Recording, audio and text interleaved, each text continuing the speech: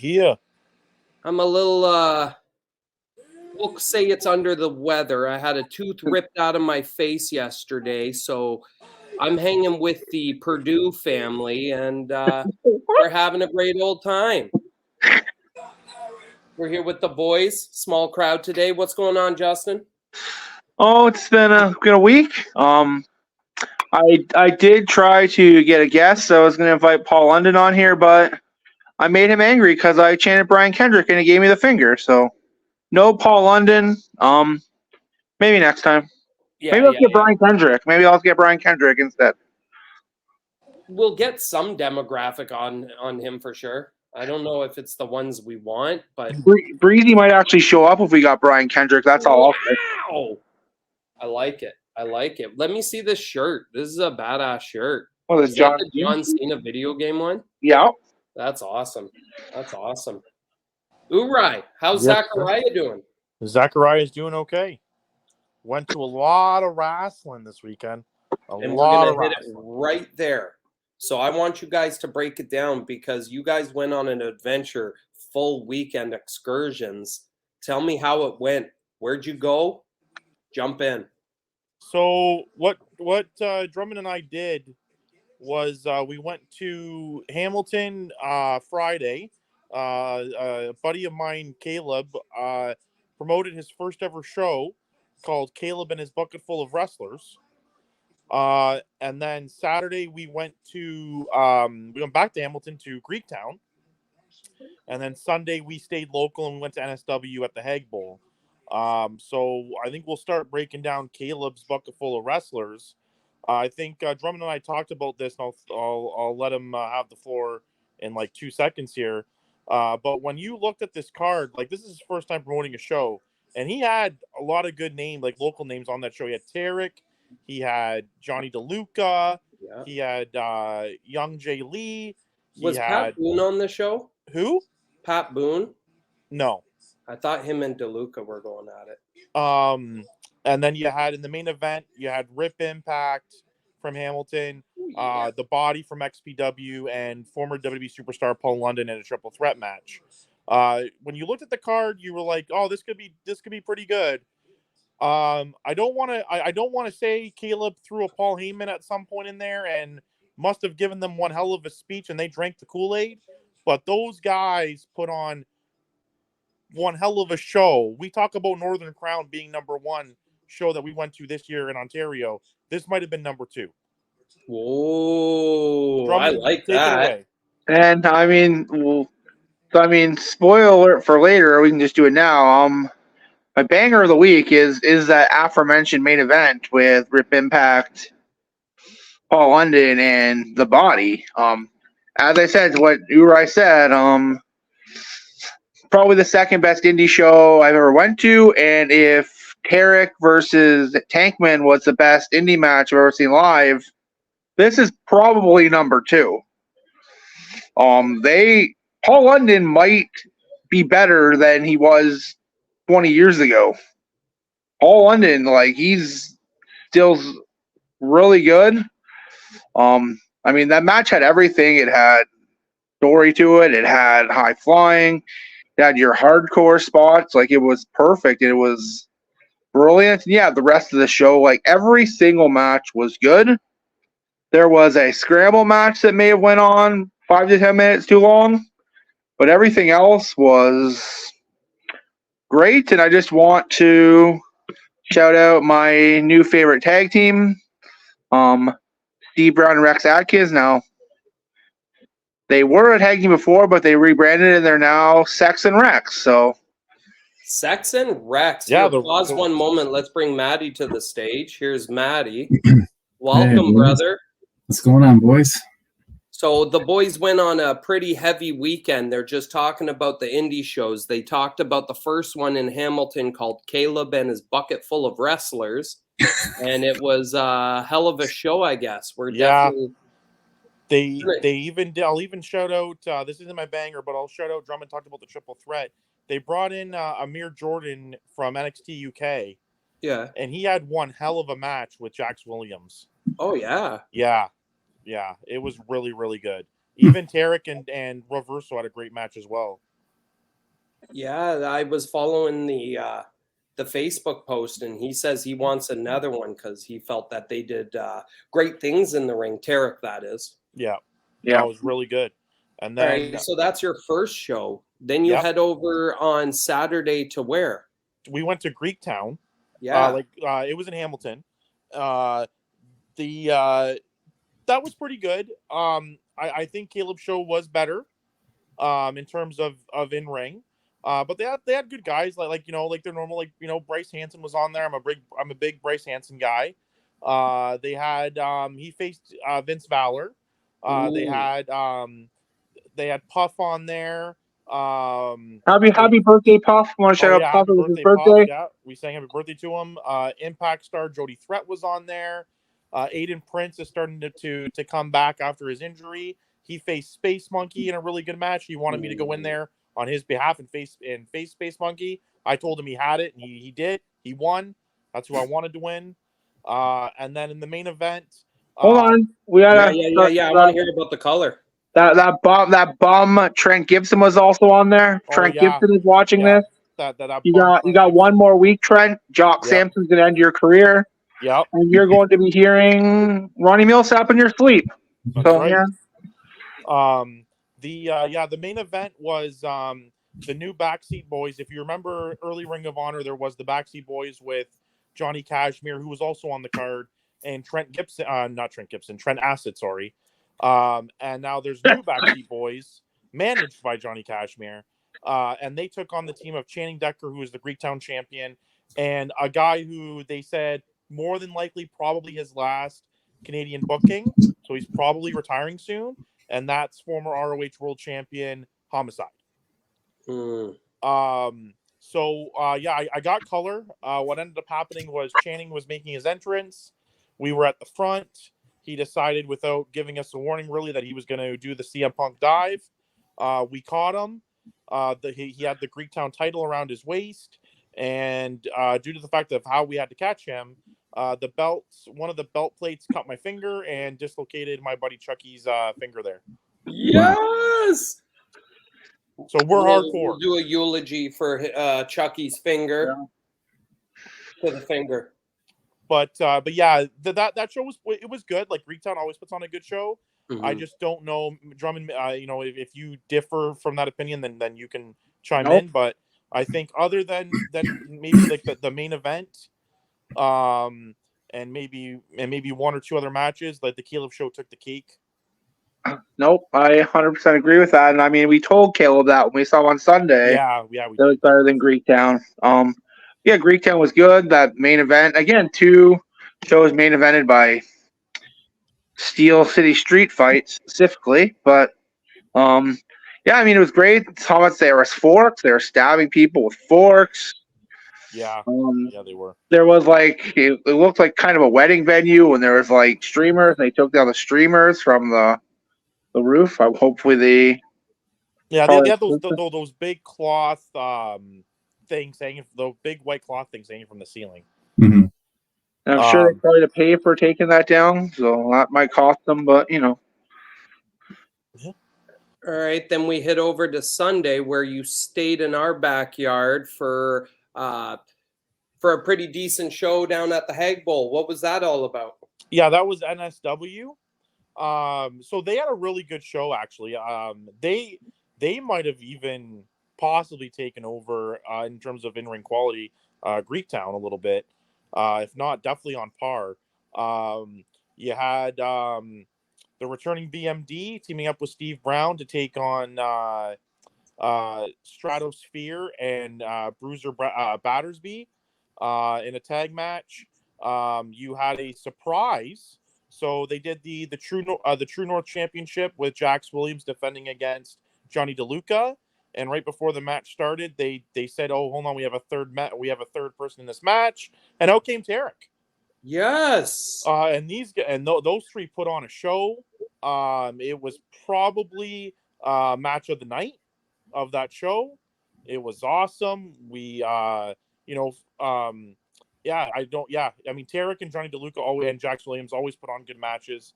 So you kind of knew going in, even without Tarek, it was going to be good. And then Tarek just made it probably 10 times better. And then the rest of it was the main event was Corey Stone defending the NSW title against Robbie Reckless. Corey retained the title, and earlier in the show they did a random draw, like 5-way, where the winner got a shot at any NSW title. It was won by Brother Yates, who does, like, him and his partner do like a saved gimmick, and their manager that they gave the contract to their manager, who Brother ended up Richard. defeating Shout out Brother Richard. Corey Stone for the NSW title, and their manager is Brother Richard, also known as Pretty Ricky Wilde. Oh, So Drummond and I were popping huge for Brother Richard. I love it. Yeah. I love me some Pretty Ricky Wildes. Awesome. Bia was on that card. She had a 2 out of 3 falls match with Vanna Black over the NSW Women's title. How was that? It was good. It was good, actually. Bia puts on good matches, so I don't. Does. They did the NSW. They had a good match with AEZ and Rip Impact that was interrupted by Brother Richard and the Save Boys. The Save Boys defended the NSW tag titles. I can't remember against who, Drummond. Can you? Nope, no clue. No, I can't remember. And then one of my former trainers, Devin Parkside, actually opened the show defending the Southern Ontario title against Chad Mills. Oh, I love Chad Mills. Was he doing his fraternity gimmick? It looked like he had like those, like when Channing used to wear the fraternity shorts. Yeah, but he was doing like his Chad Money, I'm not Brent Banks gimmick. Yeah. Oh yeah. True leg all over the board. I love him. I love Chad Mills. Millsy's my boy. So yeah, so it was a good weekend of wrestling.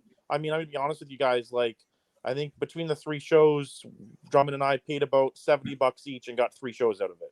Yay. So for a good weekend, less than $100, got 3 really good shows out of it. So that's not including merch. Yeah, I was going to ask you guys. Yeah. I mean, you guys are going to a lot of the shows, and there seems to be more shows going on these days. Are you finding that they're better attended, and do you feel like the quality of the show with like the lightings and the music and all that stuff, is that getting better? It depends. Yeah, it really depends. So I believe Caleb drew around, I'm going to say 120. For his first show, that's pretty awesome. Yeah, it is. Channing, Greektown, probably drew about 175 ish. Yeah, that's good. And then NSW unfortunately only drew about 30 to 40. So it really, which is a sellout. Sellout. So it really depends on the market. Hamilton, to be honest, is like a hotbed. Yes. A1 always did really well. I know Rip Impact does his shows, and they always, when you look at them, they always do really, really well. So I mean, it's Hamilton, and they also have the MWO. Is that what it's called? They also run out of Hamilton. They do shows out of Hamilton. Pro Wrestling Ontario as well. So there's a lot of Hamilton wrestling, and they all seem to run mostly out of the Dramania Club. And they all seem to draw. So now, as for like look, they're all going to be the same between Hamilton and Southern Ontario. But if you want to see something with a good production, usually the Toronto shows like Destiny does a real pretty action. Smash has always done well, where it's all about the lighting, the look, the imagery. I like all that stuff, if you haven't noticed. I love all that production. The funny thing is, and you talk about production, I mean, the shows aren't probably as good quality, some of them, but you have to get to the CWF studios if you want really good actual quality, because they like that's a legitimate like TV studio in the fucking storage unit or whatever you want to call it. Not a storage unit. It's like a strip mall in an industrial park, but yeah, it's pretty much. But he does it well. He's got the lighting. He's got the camera work. He's got it. It's a nice little setup where if you review it on camera, like on YouTube or something, it does look legit. Cool. When's the next one? What's the next decent one that you guys are thinking about going to? Well, We'll get to that. I mean, there's the Mississauga one on the 11th. The Impact show, yeah. Yeah. That's one I'm heading out to. They're also doing one in December, Impact. We They're also, doing their like, Final we're down Resolution. here in St. Catharines at the CWF, which we were just talking about. Yeah. So they've Neo's got, coming up. oh, and then we got Neo. Neo looks like a big church hall, but it's perfect for the crowd. He packs it in, and the crowd's always loud, or at least we are. Cool. We are definitely always loud. We're definitely loud. Especially with Sam there now, it's a time. Yeah. So that's our indie spotlight. The boys definitely went hard. Definitely appreciate bringing that to the table because it's all about making this stuff grow. We want the guys to know that we are watching, we are reviewing. Something else I want to quickly review. Gaming. So I got to put myself over. The AEW Fight Forever game, I decided this weekend to pull it out because they added Hook and Danhausen. So I throw Hook on, and I'm like, all right, let's go on this Stadium Stampede. And it's the Fortnite-style battle royale in a stadium. First game, I took out about 4 people. I was very proud of myself. Second game, I was in the final 3. Third game, I won. Fourth game, I won. Fifth game, second place, and then that was it for the winnings. But my God, did I get addicted. Now that the bugs are worked out, it's a lot cleaner. The other thing I've been doing, it's a mobile game called AEW Rise to the Top. It's a garbage farming type game where you're building matches to get to main events and you're collecting and you're grinding. It's exactly what I needed. I can't stop. So I don't know where it came from because usually AEW's got to tell everybody about their games that they're putting out. But this one I'm enjoying. So now we'll get to the wrestling of the week. We're going to start with a little bit of talk on Vinnie Mac. Maddie, what do you got to say? Yeah, I thought that was kind of interesting, and you know, it's a telling of the times, and that's what happens when you sell your product and your company. Those things are going to happen. I mean, it's time. I mean, Triple H has obviously been the man a long time. You know, you can't deny what he has done, no matter the things that, you know, you disagree with or didn't like or whatever, you know, his personality. You know, he did a ton, right, to put wrestling on the map and grew it to massive, you know, heights. So, but it's time. The guy's what, late 70s? Is he 80 yet, or is he like 75? Close. Yeah, he's I think he's 77. Just turned 77 in August. I think it's time. You're right. It's you know, he's done his thing. You know, you need to connect to a younger audience. You know, I thought a lot of the stuff that he used to do was really silly, and I didn't really care for it. He liked all that kind of goofy stuff.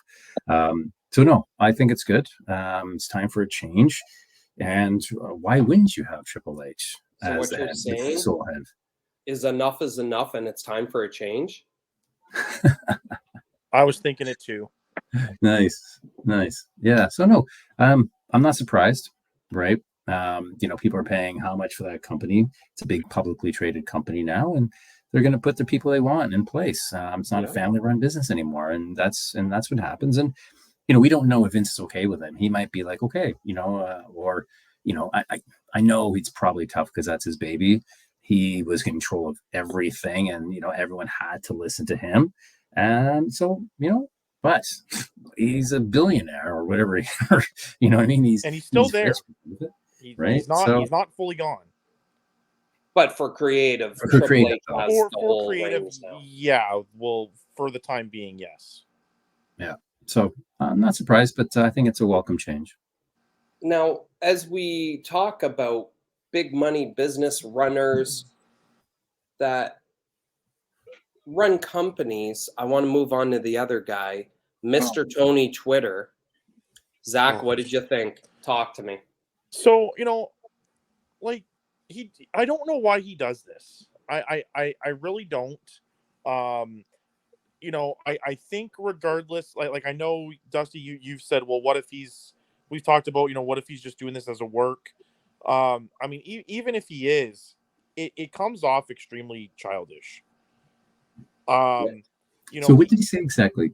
So he basically was throwing out Twitter jabs and called Trips and Shawn Michaels. Just there was a board in the back and it said "bald bastards" or something like that. yeah, and then he said, yeah, this was the first time in like 2 decades where a show with Cena and Undertaker drew less than 1 million.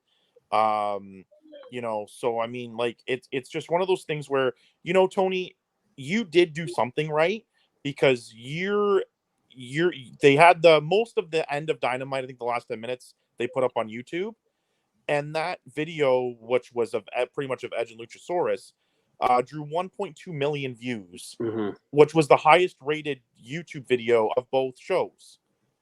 Why are you not promoting that instead of throwing shade at another company?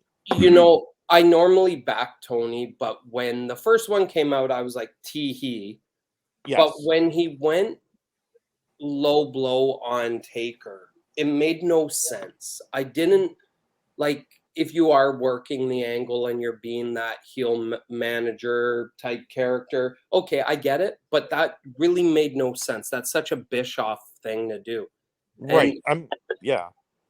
I usually have to try and support Tony, but on this one, like a lot of the people in the locker room are saying, put the fucking phone down. Yeah, I mean, he did it when Ariel did the SmackDown and Elimination Chamber stuff too. Yeah, it's like, bro, he's there because it's in Montreal, where he lives, and they brought him in for a one shot. Like, chill out, man. Like, I know you didn't like the interview, and that's fine, but like, you're going on. Like, just calm down, dude. And it's a thing too, you know.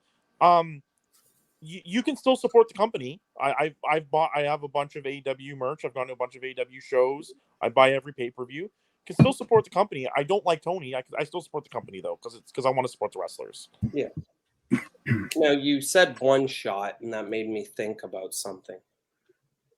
Like a one-shot tag team champion. A one shot holding the titles. Do you feel that was a one shot for Cody? What do you mean a one shot for Cody? Well, did they not just lose the tag titles? Yeah, but what do you mean? You were cutting out for me there. What do you mean by? Okay, so they get the titles for 32 seconds, and now it's back where it was, and they were never a tag team. So yeah, but I was going to say that they're not a tag team; it's official. So here's the one thing I thought of today, and I made myself laugh. So if you remember when we were joking around about the MJF and Adam Cole thing, I compared them to Undertaker and Austin when they won the tag belts. Yeah. When Austin and Taker won the tag belts, they defended them the next night on Raw, and then the next week they defended them and lost them. Yeah. Cody and Jay won the belts on a Saturday, defended them on the Monday, then lost them the following Monday. Yeah. They're Taker and Austin. Yeah. Before you continue, the Breezes is in the house. What's up, boys? What's going Just on? to recap, we talked a bunch of indie that the boys did. We talked about Tony's Twitter. We talked about Vince being gone. And right now we're talking about the tag titles being flip-flop back to Cody, now back off Cody. Oh, timeless Tony Storm's Twitter, eh? Yeah, I'm all over that. Not that TK guy. Yeah. It's not Twitter for me, bud. It's X, baby. I'm on Tony Stewart's Twitter myself. Nice. All right, as you were, gentlemen. But I like the change. Clearly it was just supposed to be a thing for the season premiere of Raw, I think, anyways. And I didn't want them to have a long run anyways, and now they don't. So we'll see where it goes. I don't like when they do like little storylines like this. So you've got tag teams that are vying for their storylines, they're competing, and then when they just throw a couple of guys in just because they're the top guys, just to give them something, give them the top spot for a week. I just think it devalues the tag team championship. You got guys who are working together as real tag teams, and that's what they want. These are guys who are two single guys that want singles championships. One of them was in a tag team forever, and they finally split them. So why would they put them back with someone else to win the titles for a week? It just, to me, doesn't make sense. You can still do a lot with them without having to give something else that's meant for real teams just for the sake of, a bit of a storyline. So I don't like when they do that. I think it devalues the tag titles when they do stuff like that. I agree with you. We talked a little bit about the LA Knight part where I was wondering what they're going to do with him. And I found that they really pushed this piece with Roman, and I kind of enjoyed it. How'd you feel about LA Knight towards Roman there, Breeze? I loved it. Yeah. Yeah. He's probably going to get the title shot at Crown Jewel is what it's looking like. Yep. But it's a way to give him that push, see how he does in a world title picture. He's not going to win. I think that was pretty obvious when we finally got that face-to-face stare down between Roman and Cody that we've all been waiting for since, Mania 39. But just having LA Knight being endorsed by John Cena too solidifies him as a big time player in the future. And even if he doesn't win the title in this program, I see a title in his very near future for sure.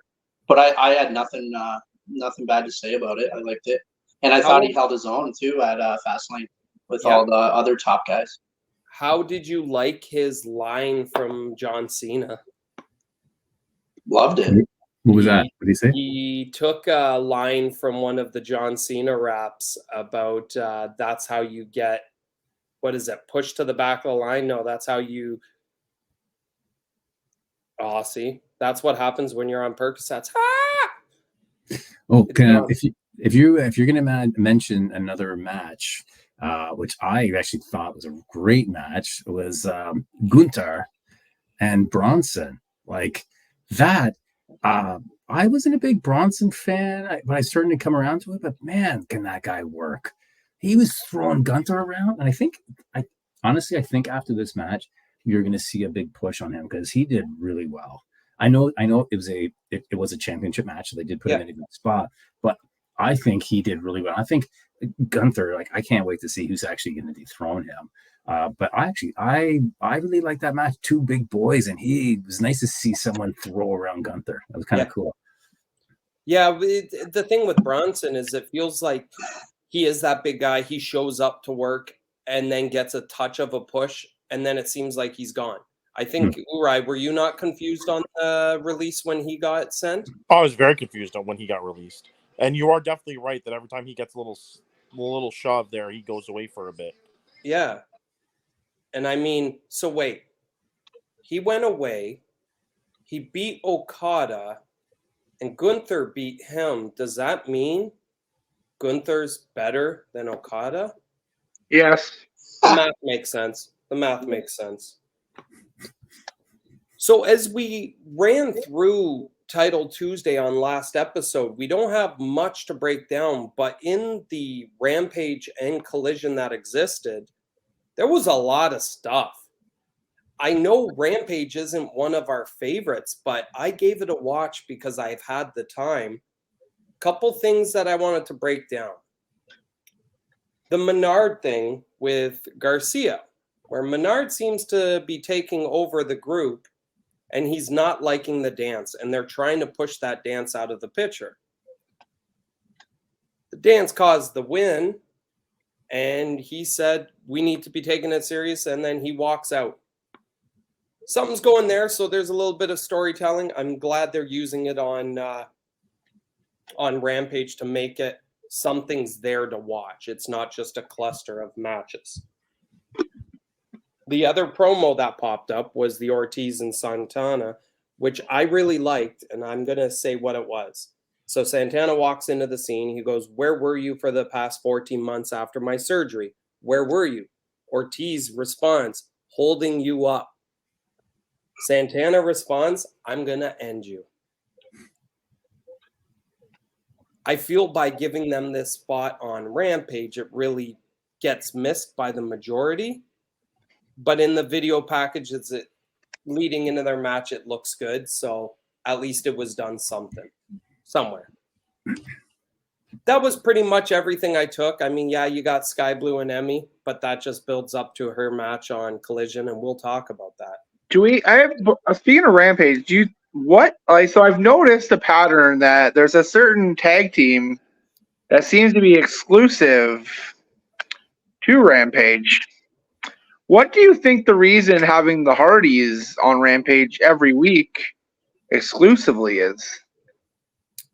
I think it's to get the matches off the contract. Maybe just to pull like whatever viewers they can for the nostalgia act that is the Hardys. And because they're taped with Dynamite, you get that cheap pop of the Hardys coming out.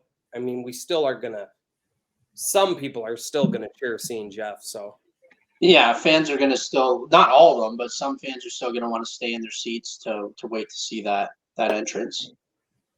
So as we finish off on Rampage, we're gonna throw in our bangers. Banger of the week. Justin already listed his. If you want to tell Breezy so he can know who it was. First of all, we should get a theme song for the bangs of the week. Tank, get working on that. Yeah. And banger of the week from the aforementioned Friday from Caleb and his bucket full of wrestlers. It is Rip Impact versus Paul London. The Body versus the Body. In the first of 2 Steel City Street fights I saw that weekend, and it was the better of the street fights, and it was, as I mentioned before, the second best indie match I've ever seen live in my entire life. This is new gimmick, Paul London. Oh, his new gimmick. We did forget to mention that. So Paul London's new gimmick, he comes out in an Elvis jumpsuit, and he sings like Frank Sinatra type music to the ring. I think he is RJ City. Amazing. That's entertainment. Yeah. All right, Urai, where's your banger? My banger of the week is from New Japan, from Royal Quest 3 on Oh, you bastard. Saturday. Shingo versus Tomohiro Ishii. Never mind, you're good. Maddie. Oh, wait. Keep going, Zach.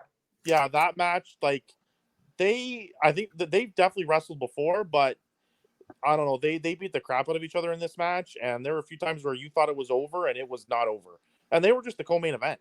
Like normally, like New Japan, like those main events, they'll kick out of everything, but these guys they didn't stop. And the fact that Ishii, Shingo's older, he's like 40, 41. The fact that Ishii is like almost 50 and can still put on like a 22-minute match like that, where they're just beating the snot out of each other, is incredible.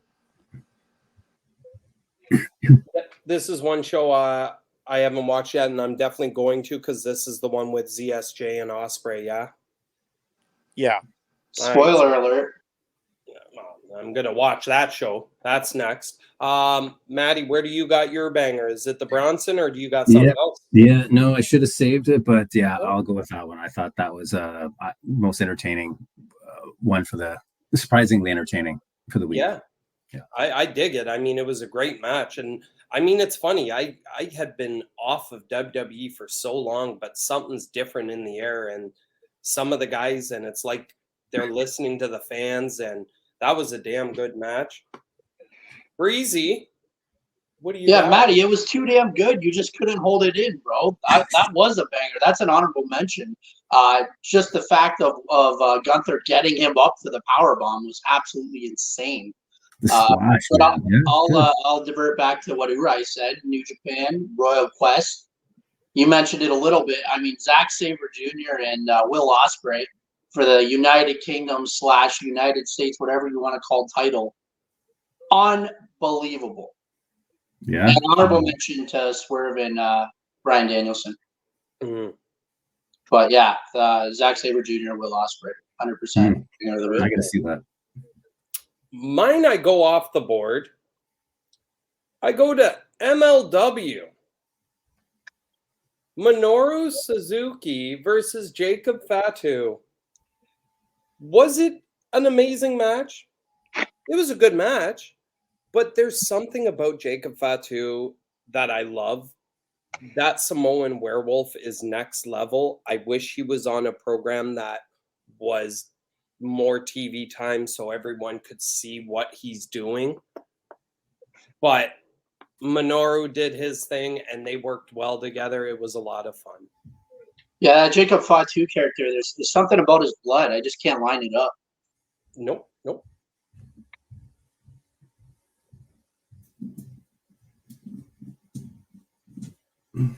When you guys talked about the tag title change, because I missed that. Sorry, everyone. I worked late. No, bring it on.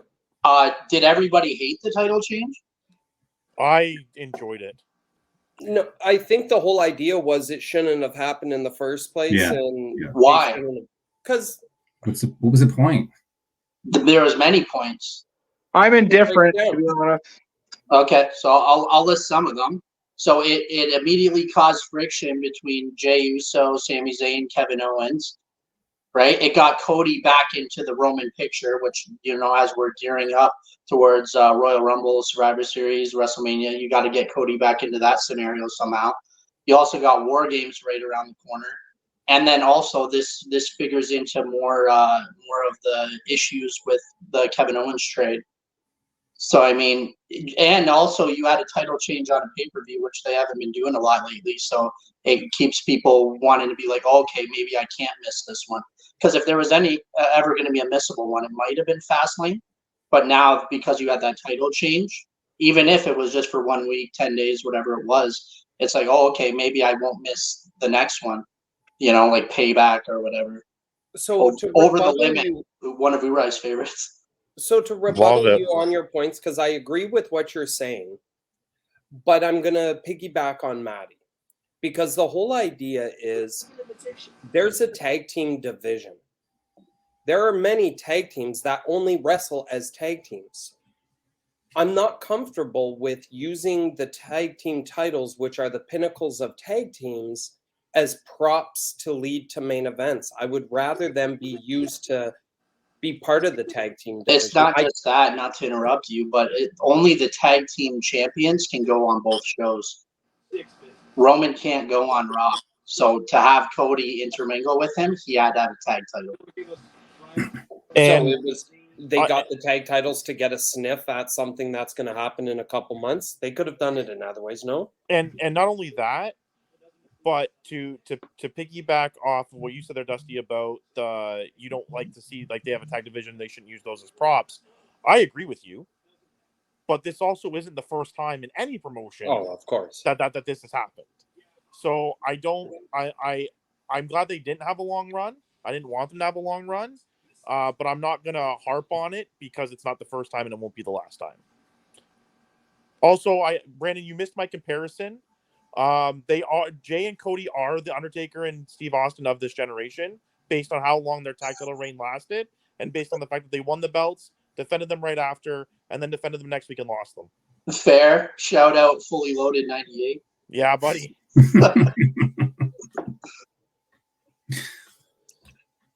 So now we go back and before we do, no, I had one more piece of Fed that I wanted to speak on, but it's gone. Like Nick Aldis? Well, I mean, Nick Aldis was there, yeah. No, it was the Kevin Owens being switched. Okay, that plays into Nick Aldis. Yeah, how do we feel about it? I don't know. Yeah. Were they done? I think I like it because none of us called it. Yeah. Like we all thought it was for like I know Drummond said Becky. Yeah, I was completely off. But I think we all thought it was gonna be Cody.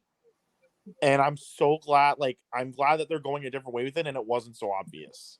I feel bad for Sammy though, man. He made me sad last night. He's all alone, he feels alone. I'm sad. I like it because it's going to give that extra wrinkle now to Sami Zayn maybe becoming a tweener, heel, face. Who knows? Like he might get pulled in like the Judgment Day's direction now, possibly even on Raw when main event Jey Uso brought down the chairs and Sammy was holding it for a while. I was waiting for him to blast main event Jey Uso with it. He didn't, but it was like a subtle little tease. of what we might see down the road. Because if main event Jey Uso keeps getting opportunities and benefiting from this, and Sami Zayn just keeps getting jumped, and now he doesn't have anybody to help him, or Jey makes a save but it's too little, too late, Sami's going to grow real sick of that. Mm. Are we done with that potential for Sami and Owens? Like, is everyone's kind of ready to move on from that, or did we feel that there's more that they could have done a little longer run, or are you guys fine as with tag teams? I feel they were done. They already main evented WrestleMania and won the belts. Like, what else can you do as a tag team? I don't think they needed a long run. I did want to point out one thing that Sami said is Sami was saying, well, why did the Judgment Day get the title shot and we didn't? Sami, you got the shot like the week before and you lost, bro. That's why you didn't get a shot. But yeah, I agree with Brandon. Mm. So now we can walk off the Fed turf and step on to the elite turf. Collision opened up, and there was some fun in this opening segment. You get Edge out there, and then Christian comes out with so much security. Urai, was any of those security anybody? Yeah. Kevin Matthews. We got a KM appearance. We got a Jake Christ appearance. It was Jake Christ. There we go, Dusty. It was Jake Christ without eye makeup. And does he not look like Aiden Prince? Yeah, he did. At first, I thought it was Aiden Prince, but obviously it couldn't have been because, Justin, you just saw him. We did see Aiden Prince. Where are these guys from? Jake Christ is Ohio. Yeah, most of them are from Ohio. He's one of Sami Callahan's boys. And then Kevin Matthews works backstage for AEW now. Who is the big security in the middle? That's KM. That's KM. That was KM? Why was he in a different suit? He's the head of security. Oh, okay. That was hilarious when he crouched. I died.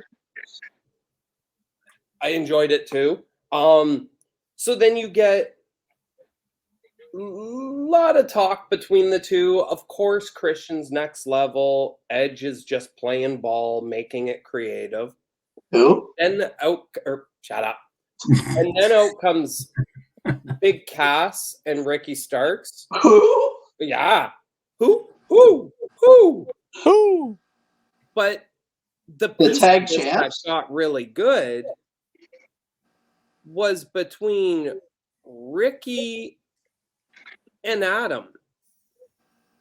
You got Brian standing there, and they're supposed to be building for theirs, but Ricky turns and says, enough comments from you with your buggy eyes. And obviously that might have pissed off the man because the Rated R superstar started going in.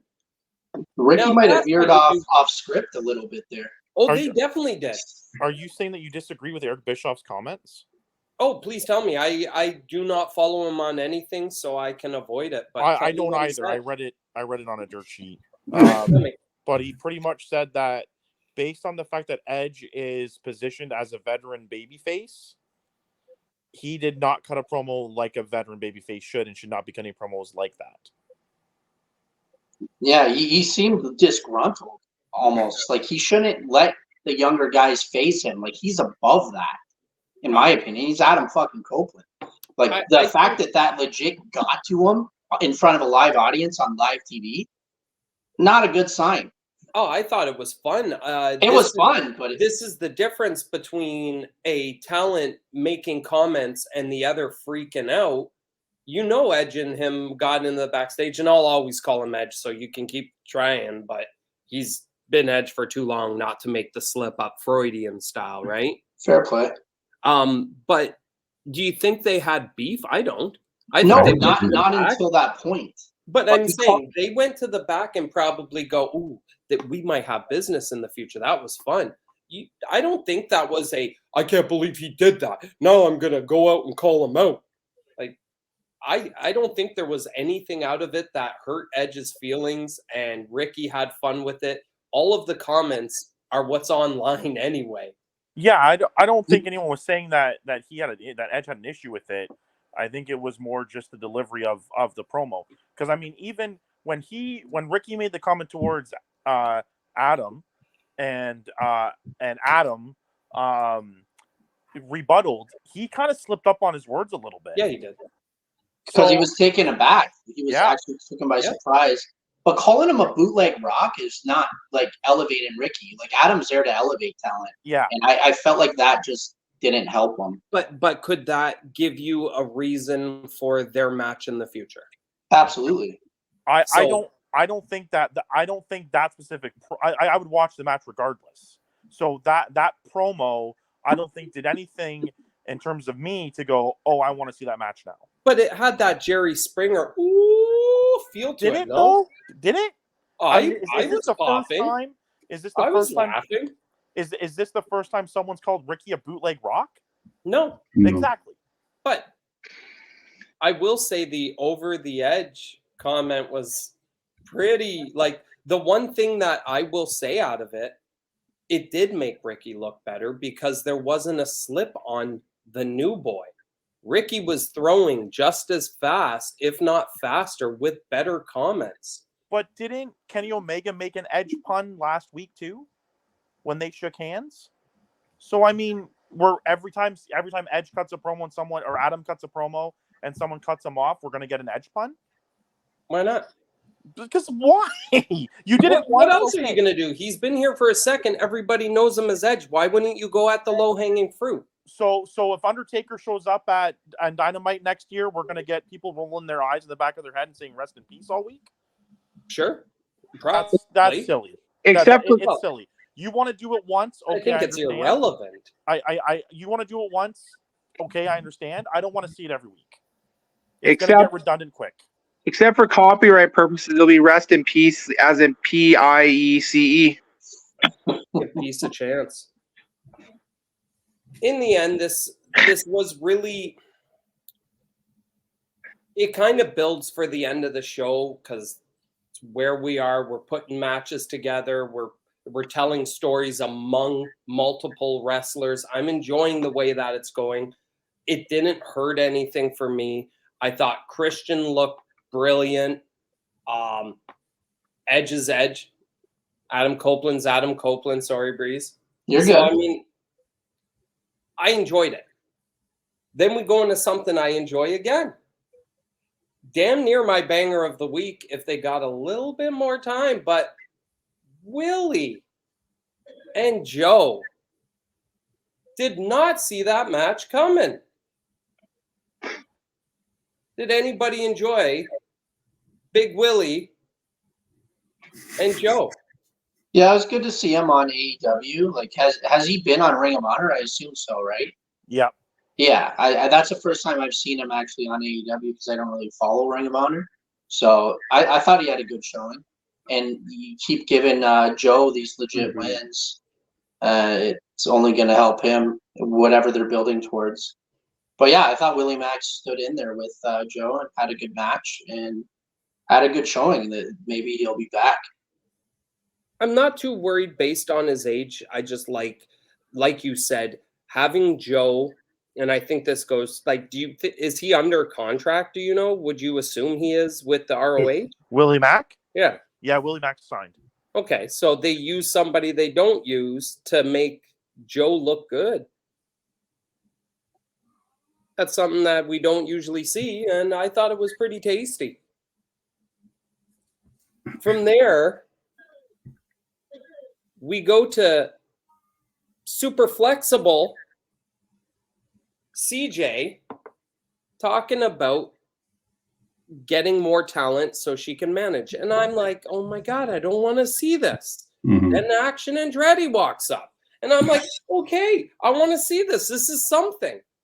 All right.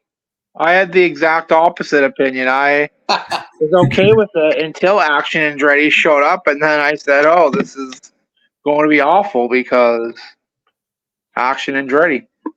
Hey, watch your mouth. Mario's son's awesome. He's not Mario's son. I don't even think they're the same races. We go into the next segment, and I'll let Breeze take over on this one.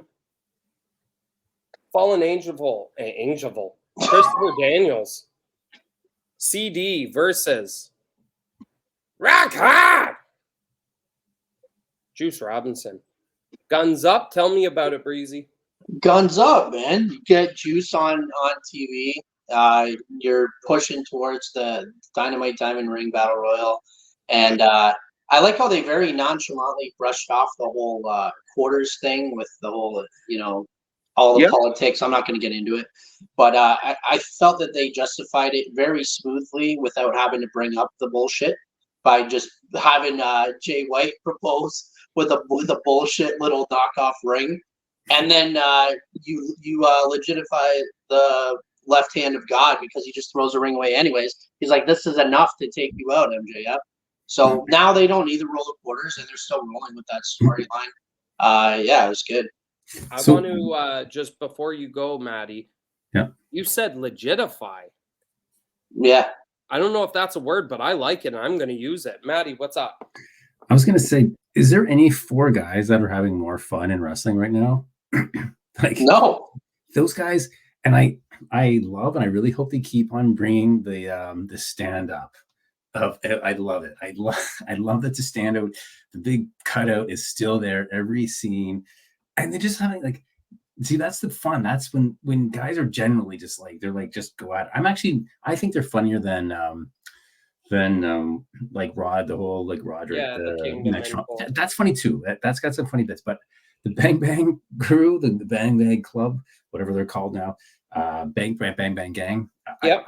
They just look like they're having fun, and I think that's translating to the fans. And these little, kind of like how when Brody started doing the things, he's like fuck, and he had like he's smacking the thing, and those little videos really, really drew in fans because they started loving the characters, loving the storyline, and brought some depth to the Dark Order. Yeah. So kind of feel letting these guys do it, that it's really they're gonna get over. And I think you're gonna start hearing a lot more pops for them because people just love that comedy stuff in a funny way, not like a Vince McMahon or like 1990s funny way. Like this is like funny stuff. Another thing Switchblade has legitified or legitimized, whatever you want to call it, Bang Bang, is still keeping it the triple B, but calling it the Bang Bang belt. Like that's brilliant. I love that shit. You can still call it the triple B to poke at Max, but he's got it as the Bang Bang belt. I'm loving the feud. I can't wait for the title match. And the belt looks good on him. It really does, doesn't it? Yeah, I like how they're letting him keep, like, as he's stolen. I like that storyline part. Now, with the whole quarters thing, I did see that little Stop Jew Hate video that MJF put up. Did you see that as well? Yeah, with Robert Kraft and a couple of the other people. Yeah, I thought that was pretty classy. Well timed as well. Got it right out into the public. They didn't sit on it, so that was smart. I just hope that Robert Kraft didn't bring MJF for any massages afterwards. Yeah. They had no quarters to pay the girls. Oh. So as we're talking MJF, Maddie, something popped up and I screenshotted it so I could read it off. Wardlow was in an interview, and these are the words he had to say. I understand in the past 4 months he has somehow convinced everybody in the world to cheer for him and feel sad for him and sorry for him. And this is on MJF, obviously. It just amazes me how somebody can do horrible, evil things for years, and then they come out and say sorry and spew out some fake tears. Now, all of a sudden, everybody forgets about all the bad they have ever done, and they want to embrace him. Well, I'm a little more intelligent. I see right through his bullshit, and I'm not one of the people that sat at home cheering him on for the past 4 months. I like how he hasn't forgotten about MJF, and then even when he came back and did the squash last week, that I didn't get to talk about, he had MJF written on his tape. If anyone, I didn't even see that. Yeah. I just really want Wardlow to be the Diesel in this situation. Yeah. And when when someone turns on MJF, I want Wardlow to make the save. And all is going to be forgotten. All is going to be forgotten. We're going to forget about the super kick at Survivor. I mean, what MJF did on Dynamite, we're going to forget all about it. We're gonna forget about it until the MJF heel turn again, and then he'll turn on Wardlow again. Maybe Wardlow turns. Wardlow. Yeah, no, I see Wardlow being the heel on this now. Yeah. Diesel turned on Shawn after he turned heel, and they had he didn't turn on Shawn, but they had the match there, and he was the heel. Yeah, some may say, Uri, that they were good friends, but better enemies. Yes. Ooh. Yes. Ooh, who would I think Wardlow would be good if there was a heel turn, if that actually happened. What manager do you think comes down the ramp clapping? Don Callis. I don't know if either of them need a. I don't know if Wardlow needs a manager. I think maybe he ends up with CJ after all is said and done. Yeah. I'd like that more than Don Callis. I think if he's going to Christian, I think hey, imagine putting him with Christian and so you've got Luchasaurus and Wardlow. Did Wardlow's when Wardlow was doing when he first turned babyface and he talked about his dad? Is his dad dead? No, wait. Let's follow up on this. I think his dad died. Let's put him with Christian. Oh my God! Don't even. He's a good boy. Oh, are you talking about Wardlow? Yeah, Wardlow's dead, right? Didn't he have cancer? Yeah. That's why he. That's right. Okay, he's gonna feud. That's the next feud. He's gonna get his TNT title back. Yep. Let's put him with Christian. We should be booking matches, boys. Someone in this room's been telling me that for years. Right? Yeah. I recall an hour conversation about 8 years ago where I booked a territory with someone too. Little inside baseball. Yeah. Inside. So as we move on, we get a little promo video, and it meant nothing because it was just somebody putting over the Diamond Battle Royal, whatever the hell the match is called. Diamond Battle Royal. Oh, thank you. I don't have the words together. Isn't the word dozen in there as well? Isn't it Dynamite dozen? Perhaps. Yeah. I'm not even going to try. Not today. Not to Gil. Not today. But Dustin's back. I'm excited to see his ass. I always love Dustin in the ring. That's a different show. What's a different show? You're excited to see Dustin's ass.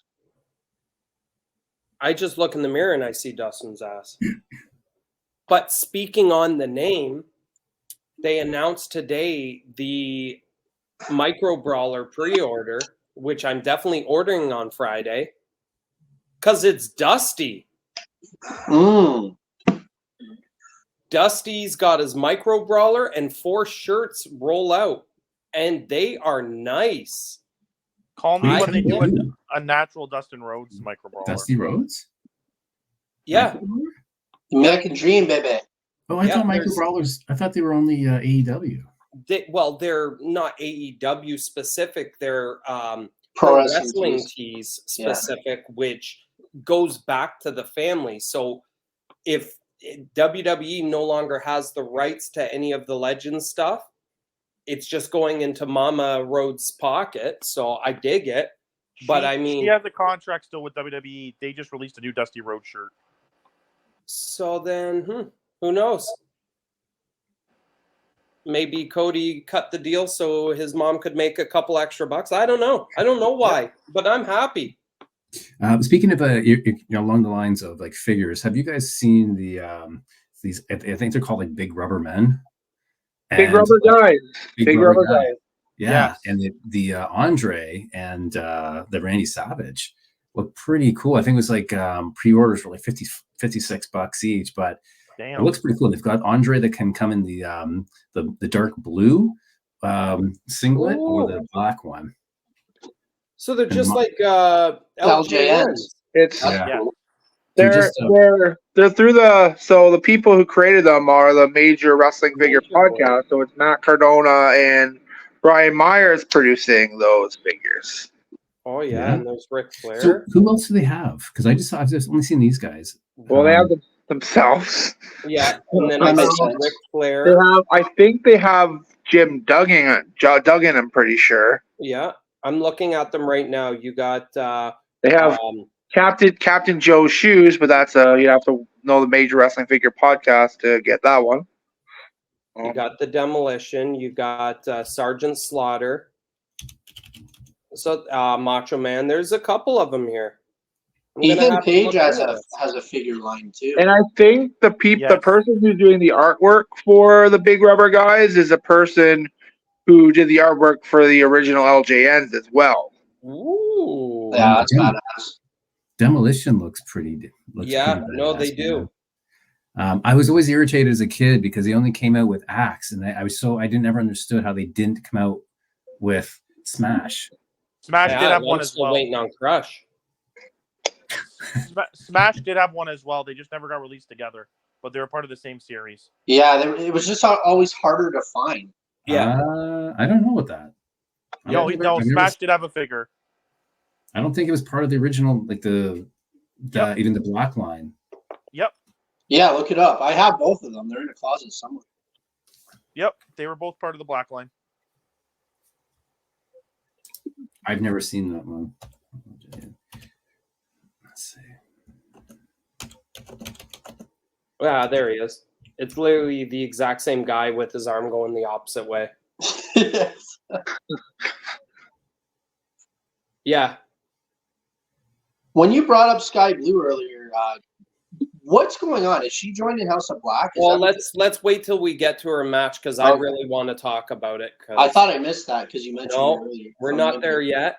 We go to the next match, which is Fletcher, and you mentioned about the power bomb that Gunther threw on Bronson. Well, let's talk about the fact that Boulder got powerbombed by Fletcher. My God. Fletcher's next level. For some reason, he's just doing the right things for me, so I'm over on the guy. Yeah, the big boy went up for the powerbomb, unlike Goldberg back at Fall Brawl. You're not wrong. But can we talk about this for a second? What is with the ass eating? I don't know. Like, that's exactly what it's all about, just to get you talking about it. Good, bad, or indifferent, people are just like, what the fuck? The scissoring was completely organic. The suck it was organic. But this feels so forced. I miss bears. I wish they were still the Bear Mountain, Bear Country, Bear Boys, Bareback. What was it called? Bear Country. Yeah, I miss that. I don't know. I don't like the redo on them. But it was a great match because Fletcher completely seems to be able to work with anyone. Fletcher could be a star.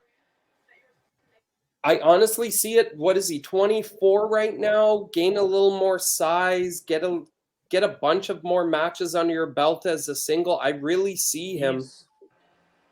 He's Will 10 years ago. And it makes sense, though, don't it? Yep. Yeah.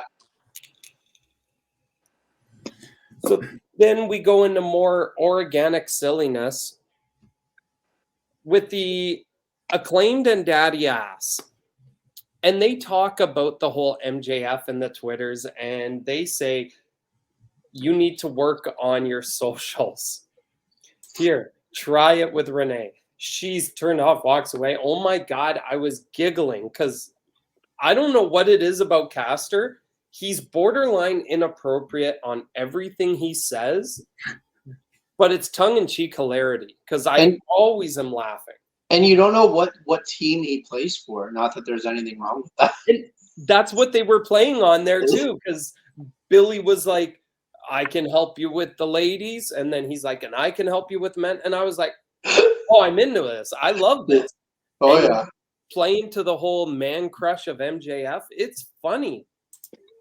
And then that leads into Menard making some more noise. He wants a taste of the titles. I love that shit. But now we're going to go back right into what you were saying about Sky. Go ahead and continue with your question, because I'm just wondering what are they doing with her? So anybody that gets the mist from the House of Black, it'll eventually just get into you, and then you're gonna turn full like dark or evil, and then join. I love that. So So what's the point? What are they doing? Because I thought they were doing really well with Julia. So where does that? Are you gonna have them team up? Are you gonna have one go after the AEW women's title, one go after the TBS, perhaps? Like, what's the point of it? You've got two girls that can join, and they end up being 3 members. I don't know how it works, but I like Sky playing to the heel value in this match. And if those shorts get any tighter, I'm telling you. Oh, she's phenomenal to look at. I'm just saying, you have other heel women that you're not doing anything with, like the Bunny and Penelope, and there's a different dynamic here too, though, because I mean, Brody King has been managing Julia Hart. You've never really seen a man be a manager of a stable of just women. So maybe the subsection of House of Black is Brody King kind of doing his own thing, and he has a stable of just strong, dark women. Let alone a man that size. Look at him. Nothing wrong with strong, dark women. I honestly, you got Willow, who is like the epitome of happy face. You got Sky, who's been such a true blue face. And then Julia got inside their heads and is starting to make them actually discover their characters. This is like, we talked about it months ago about what do you do to fix the women's. And I don't know about you guys. Are you guys watching the women a little more? Yeah. Maddie's saying no, he doesn't care, but I can list more girls. I was when they were building up Julia, and then when she lost, I kind of lost interest. I'm watching the WWE women's for the first time. That's stronger than AEW's right now, I think. 100%. 100%. I like that they're giving other women I like that they're giving women a bigger spotlight. I like that they're trying to make people care about Sky Blue and Willow. Because I'll tell you right now, I care more about Julie Hart, Sky Blue, and Willow than I do Hikaru Shida. Fair. Yeah. Even Soraya. I still don't understand putting the belts back on her. I don't get it. Just TK popping a rating. You just wanted to make sure you changed the channel to see something happen that you didn't normally think would happen. But they did that with Orange, so I don't know why they did it twice. No. That'll put ass in seats. Put that ass on my face. Oh, sorry. Oh, Jesus. I'm going to have to start talking to Billy and Bowens. Can I, before we move on, guys, I got kind of obsessed with this. Everything I'm seeing on the LJN, everything is saying that Smash never came out. It's only customs you're seeing. It was never part of the original line.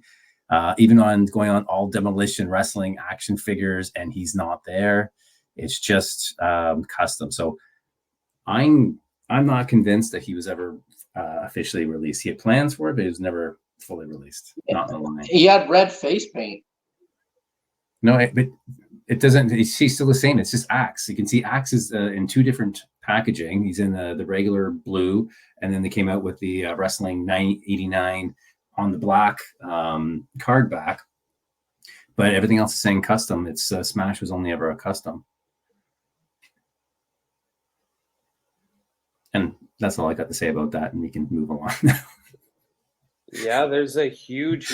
I just wanted to look it up, and it's all. What Matt's really saying is put that in your coffee and taste it. Taste of those titles. It's a good one. I do like that one. Yeah. Who said that last week? What this Was that- thread is basing it on is there was something to do with the higher royalties. In order to make his character, he had to sign off on it, and he wanted higher royalties, and Vince was like, no, but that's just one thread. We're gonna get back to that because I wanna see where this lies. Oh yeah, if you guys want to do a whole show on all the original figures, I'm all. I'm gonna repo that, pal. Yeah. I'm okay with an all figure episode. Yes, let's do it. Let's talk about. Yeah. All right, we're gonna do that. We're gonna bring up our top 10 favorite figures, and we're gonna go in with lists. Let's do it. Top 10 favorites and 10 worst. Ooh. Because there's some bad ones that I. All right, we're gonna put it in the group and see where it comes out. Let's see it in the chat. Hopefully, some people want to make comments about this. If this is something they want to see, I'm into it. I would not mind. That's something for the future.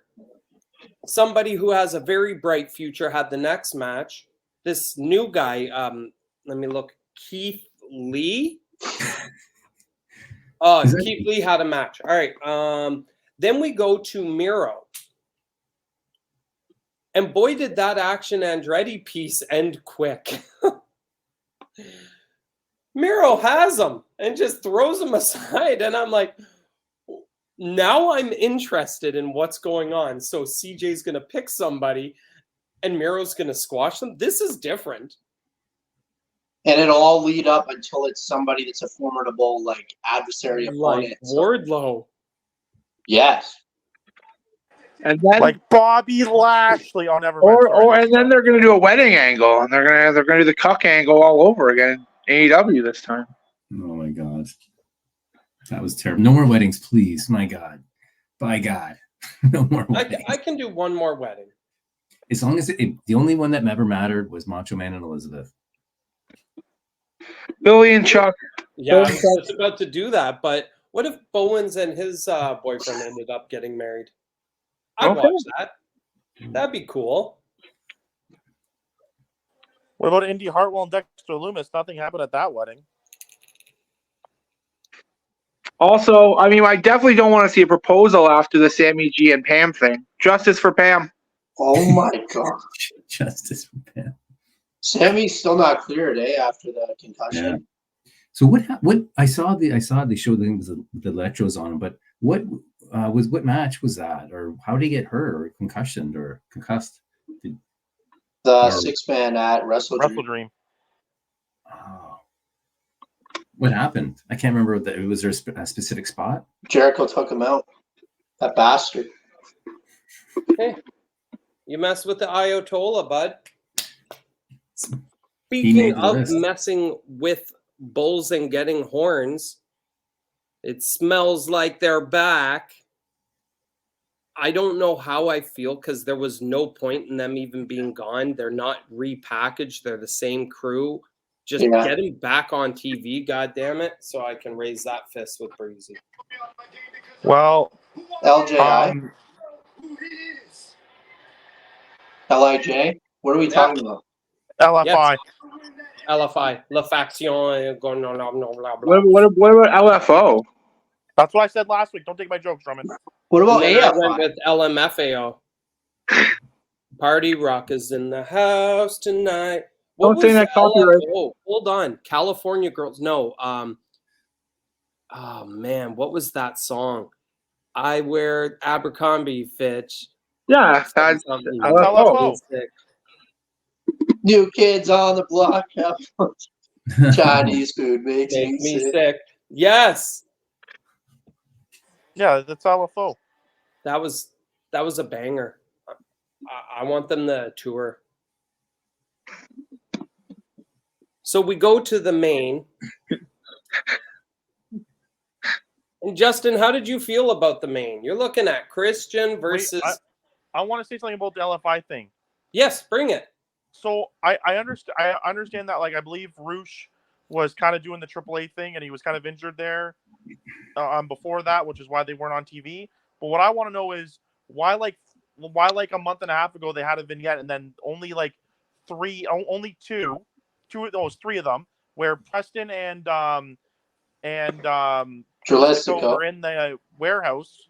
Yeah. And then there was the one with Roosh, and then they ended for like a month, and now all of a sudden they're doing completely different vignettes where they're all together. because they had to heal up. There was a lot of blood. Okay, I'll give you that.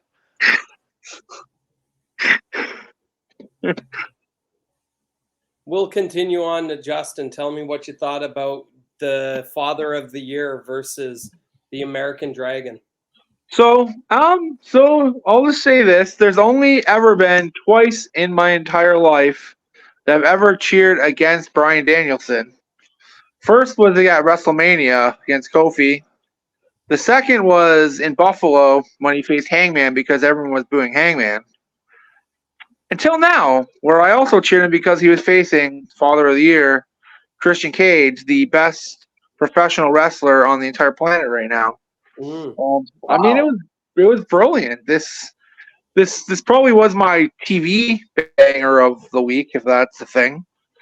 It is. I mean, Bryan Danielson could wrestle the cliche, he could wrestle a broom. Bryan Danielson could make anyone look good. Christian is better than ever. This was just, it was fun. They had a good story. And yeah, I just want to see Christian just keep this title forever, to be honest. Mm-hmm.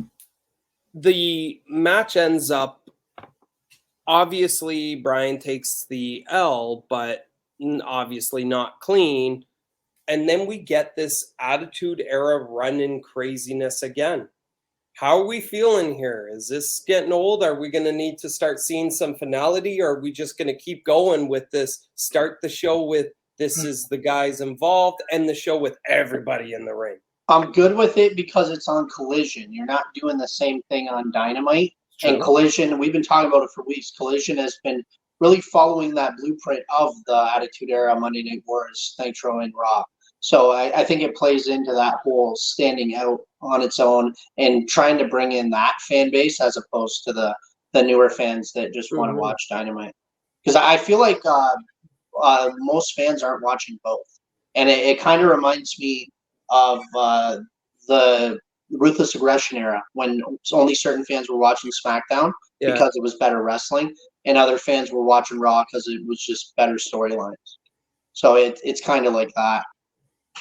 I'm okay with it. It's different because Dynamite will normally start with a match already ready to go in the ring. Sometimes their entrances have already happened, and you're just boom right to the action. It's true. Collision, you have more of a bookend to it. I like the comparison to the Ruthless Aggression era, where some people are only watching Raw versus SmackDown. But the real question I have is, who was watching Heat over Velocity? You. I was watching both. Yeah. I wasn't missing anything. So that caps off our week of AEW. Obviously, I'm going to run over to Royal Quest and watch that tomorrow. I got to get that knocked out. What else happened in the week of wrestling? Anything crazy for you guys? Right. I still want to watch the. I got to catch up on GC Dub. They did 2 Japan shows and they did an LA show within the last week. They had a crazy schedule last week. They did 2 over Thanksgiving weekend. They did 2 shows in AC, then 2 Japan shows, and then LA. So that's nuts. I definitely want to see Paul London versus Blake Christian. I hope he does the same gimmick he did in Hamilton. He does. Awesome. I love it. I gotta watch. I got a lot of stuff to catch up on still. I'm still behind from a month or two ago too. So it's taking time now that I'm back to working in an office, not at home. Don't know how I feel about it. GCW, they're putting out a lot of content. Yes, they are. When is it time to step to the next level, or do they stay with this?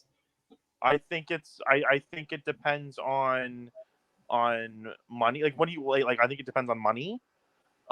When you say next level, what exactly do you mean? Because I don't think they're going on TV. Well, I don't think TV, but a proper platform deal that's reachable to the masses. Well, Does that that is make reachable sense? to the masses. Well, fight. Yeah, fight. It's on Fight. I'm talking to the commercial side, not to the wrestling side, right? They're never going to be. If they go to the commercial side, they're going to lose their audience. Yeah, Because they're when- anti-establishment. They're Exactly. really on the edgy side of like '90s ECW. Do That's you remember when remember- Progress was that? Yeah, remember when ECW went to TNN? What happened? Oh yeah. And they risk that if they do the commercial side of things. I think they're happy where they are, to be honest. And I mean, you look at it, they can still do their big shows. They sold out the Hammerstein, Yeah, and they're probably bigger now than they were when they did the Hammerstein. it's true. So, and they're going to different. They just did UK and Germany last month. They just did their second tour of Japan last week. So I mean, I don't think they go commercial. I think the closest thing you got to that was when they had the Hammerstein show on traditional pay-per-view. What about NWA? Something happened here, and he's all over the place. Billy Corgan. Mhm. They just got a TV deal, but But he didn't say when it starts or who it's with. Yeah, he said it's a Um, top 20 cable system apparently. Yeah. Oh, Home and Garden Network. Nice. Yes. So World I Series know Wrestling, I've been seeing a lot more too on Twitter and stuff. Cardona's got a belt there. Sean Spears has a belt there. I feel like they're starting to gain some steam. I mean, it's the same belt. Yeah. It's the same belt? Yeah. Spears beat Cardona. Oh, And then Cardona beat Spears for it back. Yeah. okay. The thing with World Series Wrestling is you never watch it. It's really good that they bring in a lot of guys. They do like little tours. So I don't know when their next tour is. I know they did one, I believe, in March or April, and then they didn't do one again until last weekend. So they do like, I think, 3 tours a year, and they do like, I think, 4 to 6 shows a tour. This was their biggest one. They did 6 this time. And it's really good. If you haven't watched it before and you can get it, it's good. All right. There's another one to watch for. Jeez, they keep hitting us. Yeah, though it's good with World Series though, because like I said, they do the tours. So once you have time to get through them, and then once you get through them, there's probably not another tour for a couple months. Quick shout out to and they've just been killing it for months, but Impact Wrestling on this road to Bound for Glory. I mean, the card just looks absolutely fantastic. Yep. And I can't wait to see it. It sucks that it's on my birthday weekend, so I'll probably have to watch it the next day. But no, we're gonna watch it before we go out. Well, maybe we'll see what happens. But yeah, it's a fantastic card. I mean, just top to bottom, I'm really looking forward to that card. And it's a Chicago scene, so that's always a good wrestling atmosphere. And I feel like that's always good for Impact when they're either in Toronto or they're on the East Coast, New York, Chicago, Philly. Those fans really bring it. And with the storytelling Impact's been doing lately, they deserve that. They deserve that fan participation because they've really been, putting a lot of work into these stories. They're killing it right now. You look at the back-to-back Cicero shows; they're already bangers waiting to happen, and now they're announcing all their London pieces. Everything sounds hot to me. I'm liking where Impact is going and actually reaching another step. Because, I mean, when they were doing smaller shows and just putting out good content, it didn't grab the audience, but it grabbed us. I mean, there wasn't much of the Josh run I missed. And now it's like there's something different about it that I'm just wanting it. I think ever since Scott and Don came in, it's changed. Yes. I know Don's not there anymore, but Scott's still there. You're right. Since they took over, it changed. One thing I do want to talk about too is I don't know if we talked about this privately or on the pod last week, but we talked about Will and Josh possibly having a schmoz and then going a turning point. Now that that's not happening, because that's Eddie Edwards, right? So now that that's not happening, do you guys think Impact missed the boat of putting that on the pay-per-view instead? Yes. Yes. Yes and no. Because I still feel like Josh is at the level that they're going to have to do it again properly. I get what Erai's saying because they did Josh and Alex Shelley already. But what I think is going to happen, I don't know if we're doing any predictions or not because Go ahead. The show's tonight, right? But I just have a feeling that Alex Shelley is going to turn in this match. Josh ain't going to win. Everybody thinks Josh is just going to get his belt back. No. I think Alex Shelley ends up leading a heel stable with the Rascals. And I think that's why Sabin went separately. But that's just a prediction. I'm not confident enough to say it's a spoiler. But that's something to give a little bit more of an edge to Alex Shelley and make his title run a little bit more legitimate. We're not I agree. On edge. You want to know where 100%. I have a good place for them to do Josh and Will. They're saving it for Kurgan Hall. Jesus. Are they doing New Year Dash? I mean, or any new. I think they're saving it for Japan. Which would be awesome. Yes. I don't think Josh can win because I think if he does, you risk the crowd turning on him. Unless he's going to be the one that turns heel, and I don't think he is. I don't know if I'm ready. I think he's so good as face. It's such a perfect. Yeah, but you know who was also good as a face in TNA that turned quite a bit? AJ. Yeah, it's true. Oh, you mean Nick Wayne? Yes.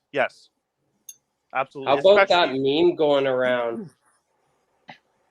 Which one? You know which one. Nick Wayne is just Zach Gowen with both legs. I don't want to talk about it. Killed me when I saw that. As a man named Zach who also is missing part of a leg, I do not want to be compared to Nick Wayne. I like Nick Wayne. I don't want to be compared. I'd rather be a Wardlow. I'm just saying, or a Powerhouse. One-legged Wardlow. Another match I'm really looking forward to tonight on Bound for Glory would be Speedball and Ospreay. That's why I don't think they missed, is because that match had hype and it was supposed to happen, right? Yeah, that's a banger. Now, who was it? Somebody, I think it was, who's Meltzer's buddy? Help me. Alvarez said that this could potentially be match of the year and he's ready for it. Yeah. It's that guy. Ospreay makes people look brilliant, and Speedball is that guy. We know he looks brilliant, so yeah. I'm not entirely sold on Speedball. I never really have been. I like him, but I've never. Yeah, I mean, it's gonna be good, but it's not one of the. I think I'm more looking forward to Sabin and Kenta. Also, speaking, since we brought up Nick Wayne, Brian Alvarez, the trainer that Nick Wayne never mentions. That's fair. Yeah, Kenta and Chris Sabin also going down on Bound for Glory. I mean, this card is stacked. Yep. Stacked. Trinity and Mickey James, first time ever. So we will look towards the plug. What? Say it. Is it? Or are you making a joke? First time ever in Impact Wrestling. Oh, okay. Thank you. Okay. I knew you were doing that shit. So we'll hit our plugs off. Justin's TikTok is ever so fun. Please check out. Is it Justamania? What is it? I don't remember. Just look up JD Positivity. JD Positivity. My goodness. He takes these vlogs through his indie travels, and man, it's entertaining. Wait for the Taylor Swift movie vlog this weekend. Yeah, I'm gonna skip that one. That's a great thing about TikTok. Maddie's killing it over on IG with the Star Wars figures. How's that going for you?